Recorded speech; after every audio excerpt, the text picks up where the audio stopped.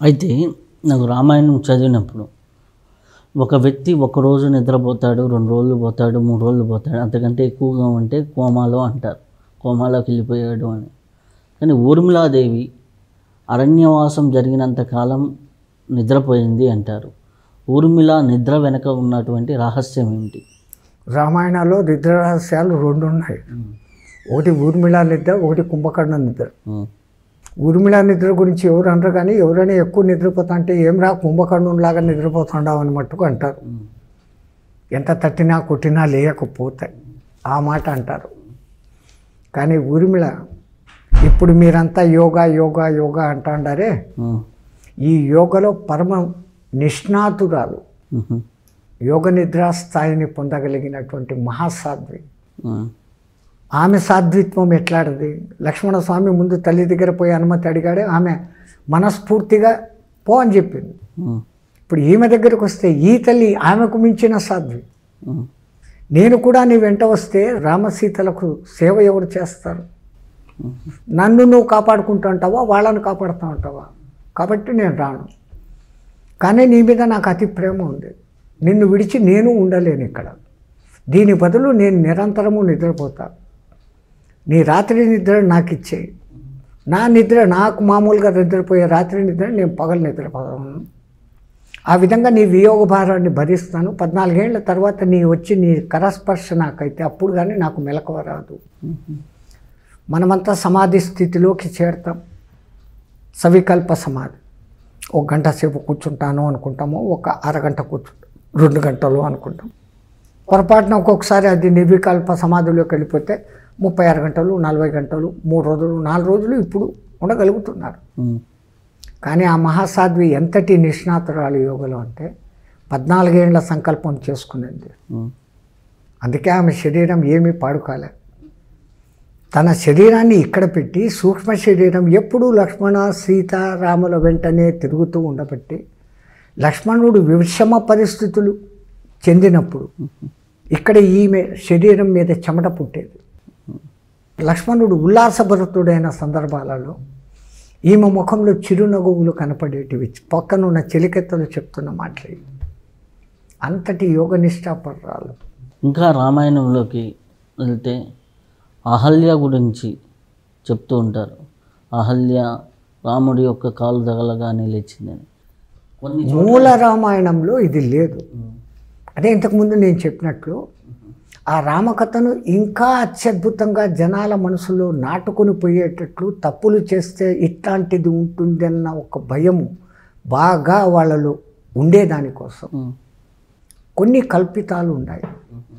మూల రామాయణంలో గౌతముడు నువ్వు ఎవరి కళ్ళకు కనపడకుండా దుమ్ము దూసరతవై అన్నిటికన్నా మెయిన్ పశ్చాత్తాపం చెందు అన్నాడు. పాపానికి పరిహారం పశ్చాత్తాపం. పశ్చాత్తాపానికి మించిన ప్రాయశ్చిత్తం ఇంకోట్లేదు.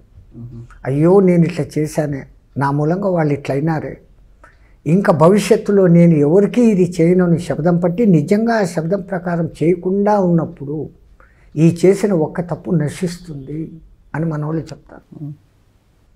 అహల్య నిజంగా వచ్చింది ఇంద్రుడు అన్న సంగతి తెలుసా నాకు? ఇంతటి ఇంద్రుడే మనకి ఇప్పుడు సినిమాల్లో చూపించే ఇంద్రుడు కాదు. ఆ ఇంద్రుడు మహత్తర వీరుడు, త్రిలోకాధిపతి ఇంద్రుడు, దేవేంద్రుడు, దేవతలకు అందరికీ రాజు, మహాశక్తిమంతుడు. కానీ సినిమాల్లో అటు చూపిస్తారు. అంతటి ఇంద్రుడు వచ్చినాడు కదా. అసలు నన్ను బ్రహ్మదేవుడు పుట్టించినప్పుడే అతుల్య అహల్య, ఇంకోళ్ళతో తూంచేదానికి సరికాని దాన్ని అతుల్య, పోలిక చేసేదానికి అహల్య, ఇంకోళ్ళతో పోలిక పెట్టలేని అందగత్తెగా పుట్టించాడు బ్రహ్మ. ఆ పుట్టించిన వెంటనే అక్కడనే ఉన్న ఇంద్రుడు అబ్బా అతిలోక సౌందర్యవతి నాకు ఇవ్వండి అని అడుగుతాడు. నీకు కాదు, ప్రదక్షిణ చేసిన వచ్చిన వాళ్ళకి ఇస్తాను అంటే గౌతముడు ఆ ప్రదక్షిణ ఏదో పూర్తి చేస్తాడు. ఎందుకు ఆమె ఇవ్వబడిందంటే గౌ అంత ఉత్తముడు, గౌతముడు ఆయనకు భార్యగా ఇచ్చేస్తాడు. ఆ రోజు ఇంద్రుడు నన్ను కోరినాడు, ఈరోజు మాయ చేసి వచ్చినాడు, ఒక్కసారి కోరిక తీస్తే ఏమవుతుంది అనుకో. తప్పు చేసింది, బయటపడింది. తప్పు ఎప్పటికైనా బయటపడుతుంది. బయటపడింది. ఆయన వచ్చి శపించాడు ఈ విధంగా, నువ్వు చేసిన తప్పుకు పశ్చాత్తాపడి నువ్వు మళ్ళీ పునీతమైతే తప్ప ఇది కాదు అని. సత్యయుగంలో జరిగిన ఆ సంఘటన త్రేతాయుగంలో శ్రీరామచంద్రుల వారు పుట్టేంత వరకు ఆమె అలాగానే పశ్చాత్తాప్తురాలై ఉండిపోయింది.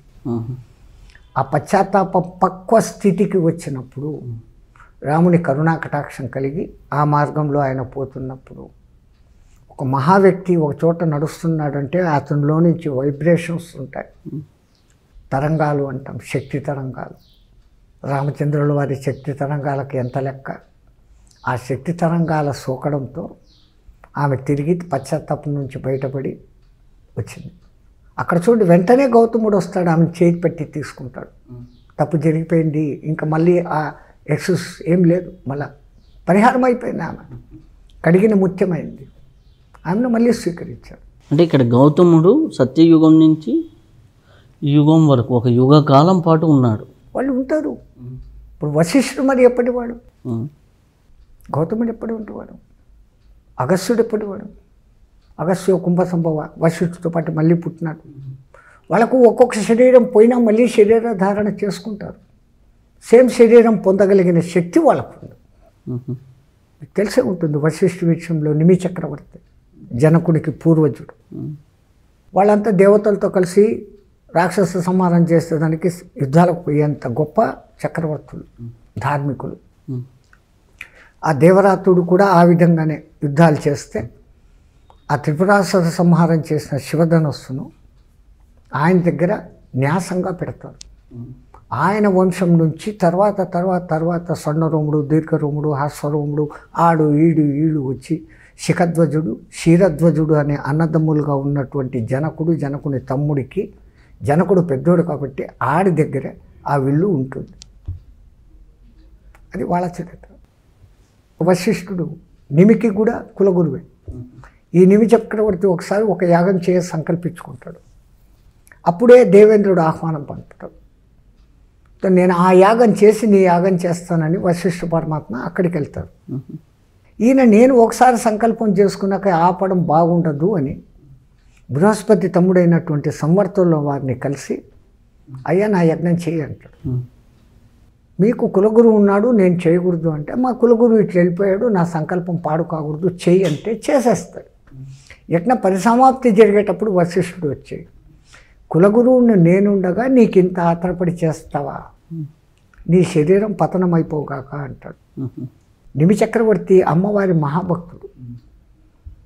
అమ్మా నా శరీరం పతనం అయిపోతాండి, ఎప్పుడు అనుకుంటే అప్పుడు నిన్ను చూడగలిగిన ఈ కన్నులు ఇంక ఉండవు, నిన్ను నేను చూసుకోలేను అని ఒక దిక్కు బాధపడుతూ, ఓ వశిష్ఠ నువ్వు కులగురువు అయినప్పటికీ నేనేం తక్కువని కాదు, అనవసరంగా నన్ను క్షమించావు, నీ శరీరం కూడా పతనమైపోగాక అంట. ఆయన శరీరం పడిపోతుంది. ఈయన ఆత్మ బ్రహ్మలోకానికి పోయి బ్రహ్మను అడుగుతాడు, మరి నాకు ఇప్పుడు శరీరం లేదు, ఏం చేయాలని. కొంతకాలం ఆగు, నువ్వు చేసిన తప్పుకు, ఆ తర్వాత నీకు శరీరం వస్తుంది అన్నప్పుడు మైత్రవరుణుల ద్వారా ఊర్వశిని చూసి వాళ్ళు కుండలోకి వాళ్ళ తేజస్సును పంపిస్తే అక్కడ కుంభసంభవులుగా మళ్ళీ వశిష్ఠుడు, అగస్త్యుల వారు బయటకు వస్తారు. ఇక్కడ ఈయన నిమి చక్రవర్తి, అమ్మా నిన్ను చూడలేను అంటే, ఒరే నువ్వు మానవులు అందరి కండ్లలో ఉండిపోరా అన్నాడు అమ్మ. అప్పటి నుంచి మనం రెప్పలు ఆర్పుతాం కాబట్టి మనం నిమేషులం. నిమి అన్న పేరు అక్కడ కలుస్తుంది. దేవతలు కన్ను రెప్పల వాల్చరు కాబట్టి వాళ్ళు అనిమేషులు, మనము నిమేషులం. నిమి ఆ పేరు అక్కడ మనకు చిరస్థాయిగా అయిపోయి మన అందరి కండ్ల ద్వారా ఆ జగన్మాతను ఆ నిమి ఎప్పుడూ చూసుకుంటా ఉన్నాడు. సీతమ్మకు అతి పూర్వకుడు మొదటి వంశం వాడు అయినటువంటి ఆ నిమి చక్రవర్తి.